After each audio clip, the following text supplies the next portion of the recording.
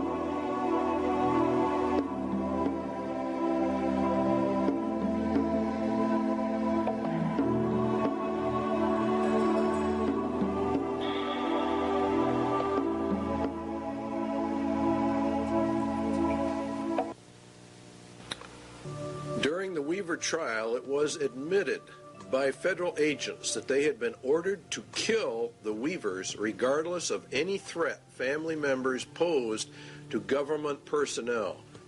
Now, I want you to think about how serious that is. What was the charge against Vicki Weaver? What crime against the state had she committed that warranted her execution by the federal government? Indeed, she was not charged with any crime whatsoever, yet the U.S. government ordered her shot on sight, a virtual killing. It was murder in the first degree. It is cold-blooded, ritualistic, social purification because the Weavers held a viewpoint not politically correct. The Weaver case, along with the Branch Davidians, proves we are in the middle of the final battle for the Constitution of the United States. There are many, many enemies within America that want to get rid of our Constitution and destroy our rights. The war has now shifted from a paper and legal war to an overt shooting war, and we feel it's going to get far worse. They came against this thing to see what the reaction of the American people would be, and they found out that the American people cheered them on. So we are ready for a complete takeover. Spotlight put out a small publication on FEMA in case of emergency. Executive orders, Blueprint for Dictatorship, also is one of their publications. Now, an executive order is issued by the President of the United States. It does not go through the Senate or the Congress. He merely issues it. It's put in a federal register, and within 30 days it has full effect of law, and nobody passes upon it. Now, that's fine, and he has some rights to do that, but not contrary to the Constitution of the United States.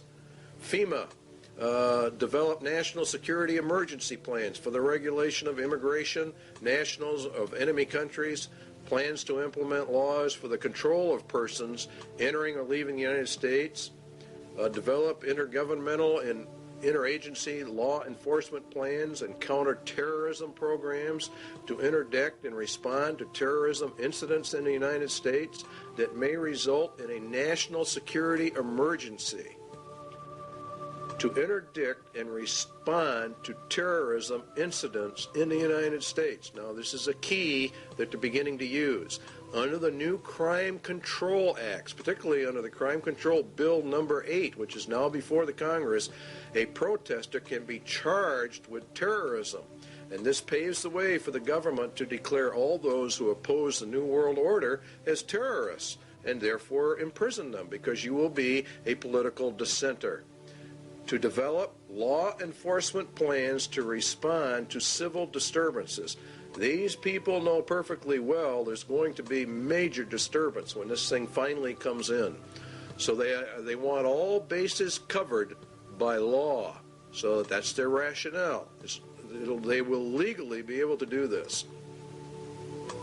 You don't think it's going to happen. This is exactly the executive order issued by George Bush to quell the Los Angeles riots. L.A. went under martial law. Very few people understand what that means, but it means, in essence, that the Constitution in Los Angeles was totally suspended. And it says in there that units and members of the armed forces of the United States and federal law enforcement officers will be used to suppress the violence. In other words, they're federalizing everything, and that's what happens under martial law, and to restore law and orders. They can also call up members of the National Guard. That's a key point. They're militarizing the nation. They're putting it under military law. If Americans do not want the New World Order and they resist, America will go under immediate martial law rather than through the staged program into a martial law system, which is what the UN is.